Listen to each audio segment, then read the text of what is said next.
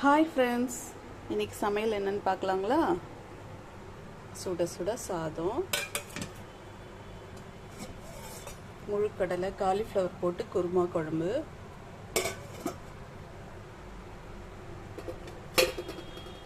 Soya fry. இது evening சாப்பிட்றதுக்கு சுண்டல்.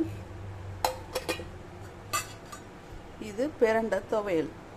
எப்படி இருக்கு ஃப்ரெண்ட்ஸ்? வாங்க சாப்பிடலாம்.